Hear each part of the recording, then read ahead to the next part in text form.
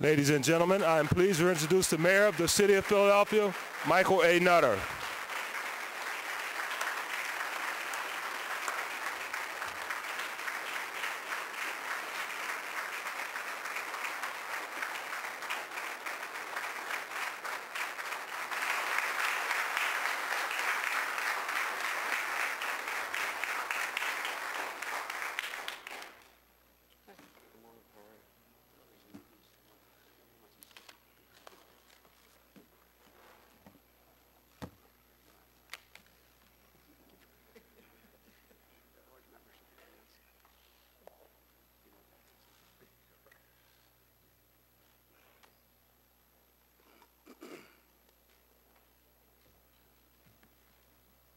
Mr. Mayor, please proceed.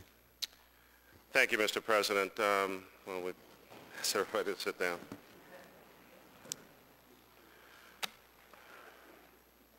Good morning.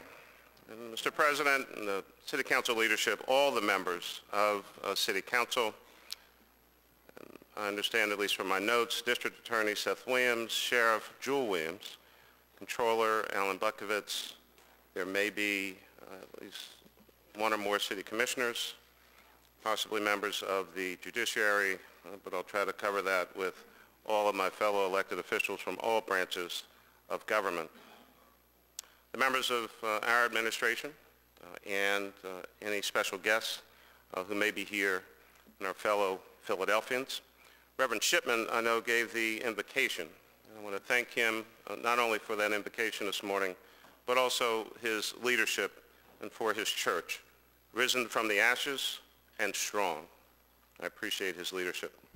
Mr. President, let me also give a special thanks to you and all of your staff working together with our staff for the arrangements for today, and I want to say thank you very, very much. Welcome. Before we get started today, I also want to recognize the 2014 recipient of the Richardson Dilworth Award for Distinguished Public Service, Ms. Barbara Ash, a law department attorney in the Child Welfare Unit who works with an unparalleled sense of purpose and professionalism. She has been a tremendous advocate for our city's social workers and the children and families that they serve. Let us please give Barbara Ash a big round of applause.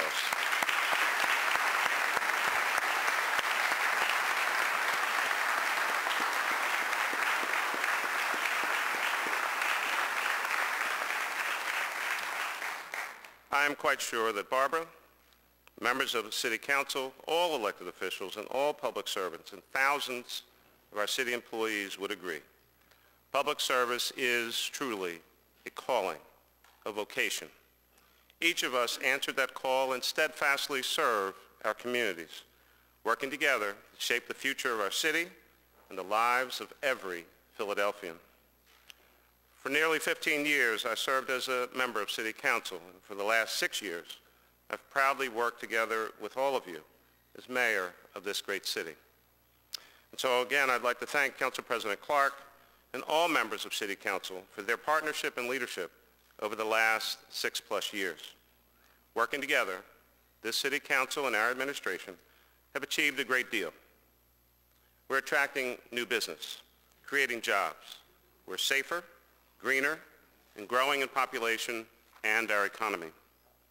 In just the last 2 years, working together, we transformed the city skyline with more than $7.5 billion worth of recently announced, under construction, or completed projects, including Comcast Innovation and Technology Center, a new $1.2 billion development project was just announced last month. Working together, we reformed Philadelphia's inaccurate and unfair property tax system into an accurate, understandable, and fair system that used industry best practices to complete the first citywide property reassessment under the Actual Value Initiative. Working together, Council President Clark, Councilwoman Quinones-Sanchez, and our administration created a better system for the disposition of vacant land and properties, making Philadelphia the largest city in the nation to have a land bank.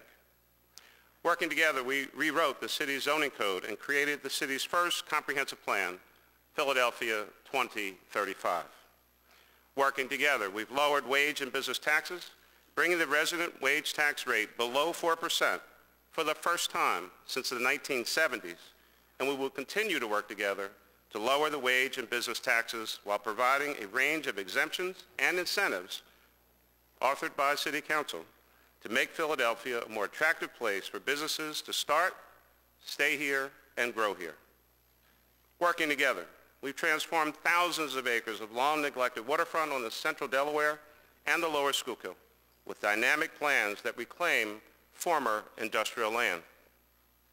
Working together, City Council President Clark again and the Fairmount Park Conservancy and our administration have agreed to move forward with the sale of the Love Park Garage and construction of a new JFK Plaza Love Park and the renovation of Dilworth Plaza, the People's Plaza, will be completed this fall. Working together, our administration with Council's active support has increased diversity in the city business participation. We have consistently surpassed our goal with regard to the percentage of city contracts going to minority, women, and disabled-owned businesses. In 2013, we reached 28% participation, encouraging us to raise our participation target to 30% for FY15. A year before we began our partnership in 2007, homicides in Philadelphia claimed the lives of 391 citizens. In 2013, we had 247 homicides, the lowest homicide count since 1967. It's a decrease of 38% since 2007 and 26% lower than 2012. Overall, violent crime is down 15% compared to 2012. But we all agree, one life lost or damaged because of violence is one too many. And that's why we will remain focused on reducing violence among young people through the Youth Violence Reduction Collaborative and the Federal Department of Justice's National Forum on Youth Violence Prevention. And we must maintain our commitment and determination regarding homicides and shootings involving black men and boys through our work around black male engagement, the Mayor's Commission on African American Males, and the national organization called Cities United, which was recently recognized by President Barack Obama during the launch of his My Brother's Keeper initiative just last week. In 2013, for the second year in a row, civilian fire fatalities were at an all-time low. Unfortunately, we did suffer the loss of one of Philadelphia's finest firefighters, Battalion Chief Michael Goodwin, last year. We pray for his family and all the families that have suffered the loss of loved ones from fire or violence. In 2007, our high school graduation rate was 53%, and the number of Philadelphians with a four-year college degree was 18%. In 2008, we all committed ourselves to turning the tide on poor educational outcomes. Today, our high school graduation rate is 64%, an improvement of 11 percentage points, and our college degree attainment rate is nearly 25%. Progress? Yes, but we know that we have much more to do. And our population has grown every year since 2007 as affirmed by the 2010 census, and will show growth again in 2013 for the 7th straight year in a row, attracting a diverse group of new residents, empty nesters, immigrants, and millennials. In fact, no major city in America has experienced a larger percentage growth in population of young people than Philadelphia. I also want to point out that our strong fiscal management, our careful financial stewardship, our ability to work together and make tough budget decisions is the reason that Standard & Poor's gave Philadelphia the highest rating ever in our history with an A+ municipal credit rating. And for the first time since the 70s, all three major rating agencies have Philadelphia in the A category. That's just a small portion of what our administration and City Council have achieved working together. And I know that we'll add more to those accomplishments through our continued partnership. Today, my proposed FY15 budget builds on our collective track record of fiscal responsibility and strategic investment. It includes investments that support our city of Philadelphia as we continue on a path to prosperity. It makes targeted investments for our children and our adult citizens in our neighborhoods and in public safety. This budget continues the incremental wage tax reductions that we restarted last year to bolster economic growth. This budget proposes no tax increases for the city's general fund. Let me repeat that. There are no tax increases for the general fund of our city budget proposed today.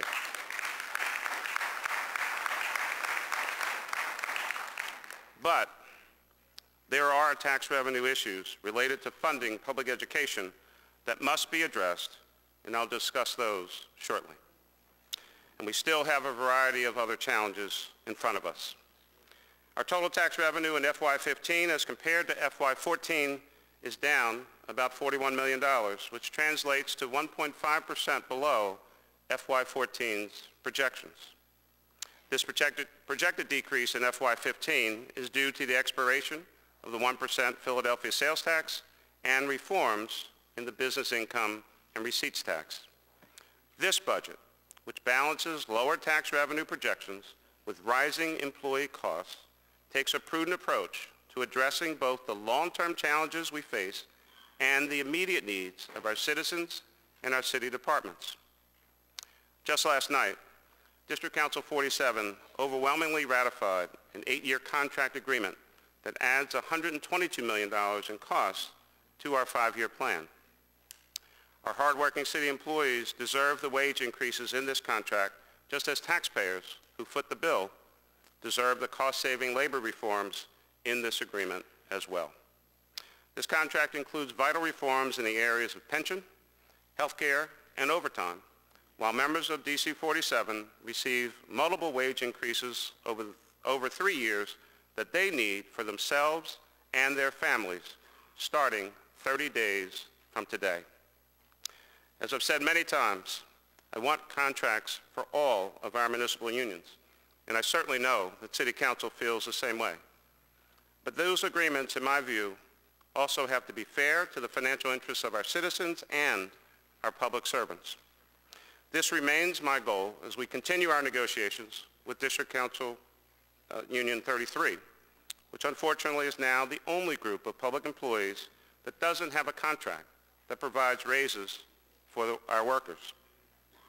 I want to give DC 33 raises, and I need reforms as well. Let's get a contract for our DC 33 workers soon. We're also concluding the arbitration process with our firefighters union, whose members received raises last year, and entering the arbitration process with members of the FOP who received multiple raises in their 5-year contract.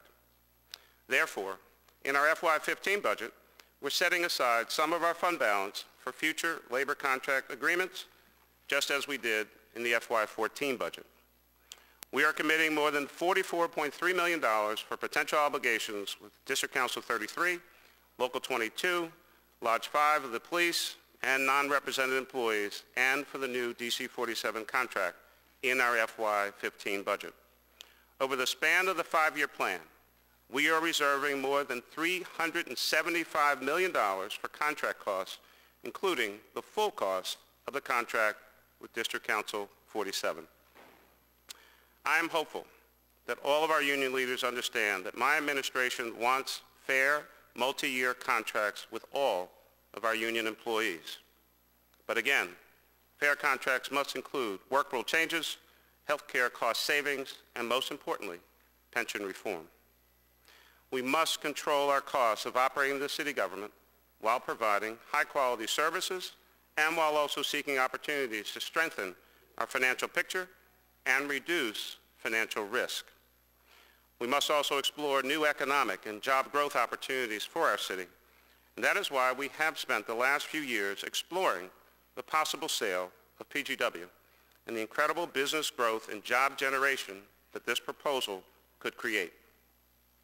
I know that members of City Council and all Philadelphians appropriately have questions regarding the proposed sale of PGW to UIL Holdings, but let me restate my analysis, because I believe this is the right decision for us, for PGW customers, and for PGW employees. proposed agreement will freeze rates, gas rates, for 3 years. That means no rate hike for 3 years, and any new owner cannot raise rates after that time without the approval of the Pennsylvania Public Utility Commission, just as PGW operates right now. The agreement will maintain PGW's discount programs for low-income families and seniors, and will position PGW to take full advantage of the abundant supply of natural gas in Pennsylvania, offering our city and region the opportunity to become a prime energy hub and job creator in America. In addition, UIL's commitment to accelerating investment in pipe replacement, LNG facilities, and expanding shale gas operations means more jobs for Local 686 and our building construction trades. This is about jobs and economic growth for our city. The proposed agreement also protects the interests of PGW workers, which is very important to me. All PGW workers will be offered employment at UIL. There will be no layoffs. All pension benefits earned through the sale date are assured in the future. That means that PGW workers will receive their PGW pension whenever they retire, whether it's 2 years or 2 decades from now. You will get your PGW pension. In addition, each year, our own city pension costs grow, straining our resources that could be spent improving service delivery or reducing taxes. And now the city is doing all that we can to ensure the long-term financial security of our own city pension fund. But we must be honest, it is still less than half funded. The sale of the Philadelphia Gas Works could go a long way to rejuvenate our severely underfunded pension fund. The $1.86 billion agreement with UIL Holdings could infuse between $420 million and $630 million into our pension fund. In the coming months, I know that City Council will do its own due diligence and carefully weigh all of the elements of a potential sale of PGW. My administration is looking forward to working with Council, answering your questions, and hopefully ultimately completing this sale. Let me take a few moments to discuss the paramount issue that I know every member of Council is concerned about: public education for our kids. Our children deserve a high-quality education, period. But prolonged fiscal challenges at the school district have truly impeded our ability to provide a rich learning experience for our young people. Our administration and City Council have time and time again shown leadership, increasing annual recurring education funding by $155 million over the last 3 years. Despite increased funding from the city and making tough decisions to reduce costs and implement savings, the school district is operating under a significantly constrained budget because it did not receive the full funding it needed for its current budget. Recently, the district requested an additional $320 million in recurring funding. That number is in addition to the $120 million that would be generated by the extension of the 1% Philadelphia sales tax, currently a topic of conversation in City Council. Now, because we're required to budget revenues consistent with existing law for measures that have already been enacted, our budget assumes that the district will receive that $120 million. But let me be very clear, and I've been consistent in publicly stating on this issue, we are in agreement that a 50-50 split of the 1% sales tax extension coupled with the implementation of the cigarette tax is vitally important for the financial stability of the school district and the fiscal health of our city pension fund. And I will continue to be an aggressive and strong advocate for change in the sales tax extension legislation in Harrisburg. 2 weeks ago, Dr. Haidt announced that the district would need an additional $320 million for Action Plan 2.0. I said that I support his broad request for additional funds and that I would certainly do whatever I could within our own budget constraints to ensure that the district had additional funding that they needed from us. Specifically, the district has now made a direct request for $75 million in recurring annual funding from the city to support district-managed and charter schools. To meet the funding request, I am again calling on the General Assembly to authorize the $2 per pack cigarette tax as already approved by this City Council. In its first year, the cigarette tax would generate $83 million in education funding, assuming a July 1, 2014 start date. And even in the out years of the tax, when smoking rates more than likely will decrease, which quite frankly is a good thing for the health and wellness of our citizens, it will still provide more than $70 million of dependable annual education funding. All it requires is the General Assembly to simply pass authorizing legislation, which again, I will continue to actively and aggressively push for in Harrisburg. Once again, let me thank the members of City Council for passing the cigarette tax 16-0, trying to provide local funding support for educating our children. But there is still so much work to do to support high-quality education and the children of this city. The School District of Philadelphia has a structural funding deficit that is caused by a consistent underfunding problem. It's not getting the funding that it needs or deserves. Most importantly, we need substantial and sustainable long-term funding. The School District of Philadelphia needs a statewide student-weighted funding formula, a formula that takes into account the number of students in the district and the needs of those students. Pennsylvania is one of only 3 states in the United States of America that does not utilize a student-weighted formula. The time for one is now. Our children need it.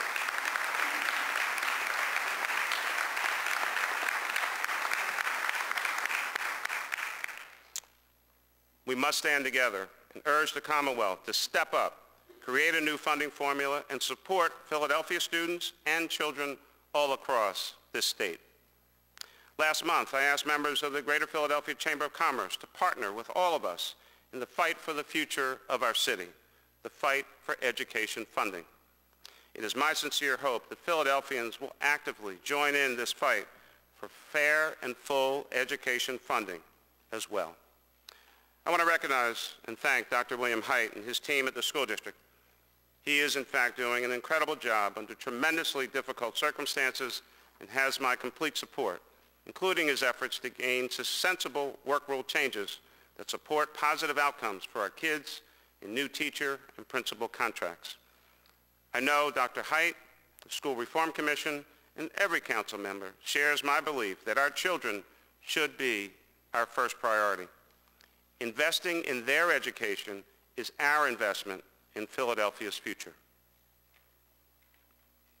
Earlier, I talked about fiscal responsibility and strategic investments. Our proposed FY15 budget continues to allocate funding for the support of our citizens and the improvement of our communities and neighborhoods. Let me take a few moments to highlight some of the new FY15 investments from the operating and capital budgets. Today, I'm pleased to announce that we will invest an additional $2.3 million in FY15 to bring all neighborhood branch libraries up to 6 days a week service. We have not had this level of service in our branch libraries since the recession in 2008. We will be back to 6 full days of service very soon. This council was right on this issue back in 2009, and I've been determined to correct my mistake ever since. And I apologize to the children and library users of this city for the impact of my decision back at that time. This new investment will total more than $11 million over the 5-year plan to benefit our children, our parents, job seekers, senior citizens, and many other library users. Additionally, we will spend $200,000 to build the collections at our neighborhood branches to ensure that our neighborhood libraries have the resources that Philadelphians need and want. The collections at our neighborhood library branches support literacy initiatives, educational plans for students of all ages, and the lifelong love of learning for every Philadelphian. And so I'd also like to challenge the Library Foundation, the Friends Groups, the nonprofit sector, and our private donor community to match the city's proposed $200,000 for collections at our neighborhood branches. Our educational interests don't end when a student graduates from high school. To ensure that the Community College of Philadelphia, the City College of Philadelphia, is a viable and attractive post-secondary learning option for every Philadelphian, we will spend an additional $500,000 in FY15 to help offset rising tuition costs. And because learning outside the classroom is also important to the development of our young people, we will invest an additional $500,000 in the Department of Parks and Recreation to provide more programming options and expand recreation center hours across the city in fiscal 15. I'm proud to announce that in order to counteract federal sequestration cuts that would hurt vulnerable Philadelphians, we will continue to invest an additional $1 million in the Office of Supportive Housing to help our homeless citizens. We will spend $5 million in FY15 on neighborhood commercial corridors to make improvements to curbs and sidewalks, landscaping, lighting, and parking to complement public and private investments. And we will provide $16 million to the Streets Department to pave roads across the city. I'd like to take a moment to acknowledge the exceptional efforts of our many snow-fighting city employees, starting with Streets Commissioner Dave Perry and all those who are out fighting these incredible storms during the course of this winter for months, battling bitterly cold temperatures and intense snowfalls during the third worst winter in the recorded history of the city of Philadelphia, including one storm just earlier this week. Let's recognize all of these great public servants.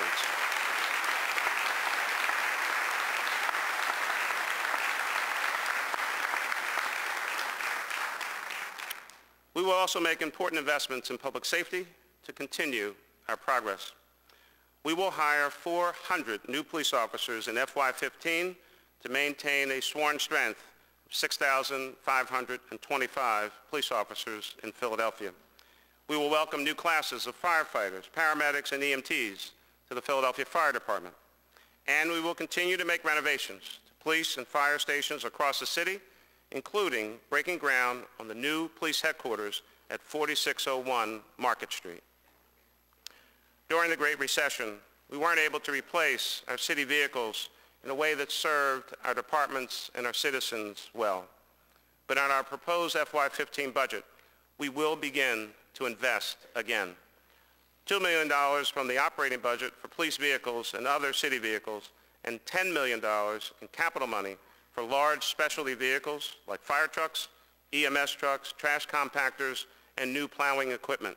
In fact, the FY15 capital budget is $131 million, the largest capital budget since FY02. To strengthen safety and demolition oversight, we will fund 31 new positions in the Department of Licenses and Inspections. These new employees will supplement L&I's current emergency services inspectional staff to ensure safe public and private demolitions in accordance with the recent package of City Council legislation that I signed in response to the building tragedy at 22nd and Market. I want to thank Councilman Curtis Jones, Jr. and all the members of City Council's Special Investigating Committee on Demolition Practices for their leadership on this issue. Our administration, with the support and recommendations of City Council, is doing everything we can to ensure that this heartbreaking situation never happens again. The safety and well-being of our citizens is of the utmost importance to all of us. In the coming months, with Council's partnership and the expected recommendations from the Special Independent Advisory Commission to review and evaluate the Department of Licenses and Inspections, commission created by my executive order, we will continue to make improvements to the construction and demolition process in our city. When I presented my first budget in 2008, I talked about my vision for a new day in Philadelphia and a new way to make it safer, cleaner, greener, smarter, a better Philadelphia. I don't think that any of us knew that we would face such a devastating recession and slow recovery. But I knew that our citizens were resilient and that Philadelphia was ready for change. Over the last 6 years, we have worked together to transform our city the way it works for and with our citizens. And we elevated our own expectations for what is possible in Philadelphia. And when you talk about expectations, some have thought that we could not regain our stature in manufacturing in the country and around the world. Well, I just disagree. Working together with Councilman Bobby Heenan and the Mayor's Manufacturing Task Force, I'm pleased to announce the creation of the Office of Manufacturing and Industry in the Commerce Department to coordinate and review the implementation of many of the task force recommendations. This office will be the focal point of the city's efforts and the coordinator for external activities and engagement with many of our partners like PIDC, and UII, CCP, and Philly Works, and Select Greater Philadelphia, and many others in advancing this critical sector. We can do big things in Philadelphia, and we will, working together. Our proposed budget focused on our immediate needs and the long-term challenges of our city. It's a fiscal pledge of investment in our children, in our citizens, and in our neighborhoods. It's an investment in public education and public safety, the financial stability of the city's pension fund, and the city as a whole. Today, we are on a different path, a path to a more prosperous Philadelphia. Let's keep working together. Thank you, and God bless Philadelphia.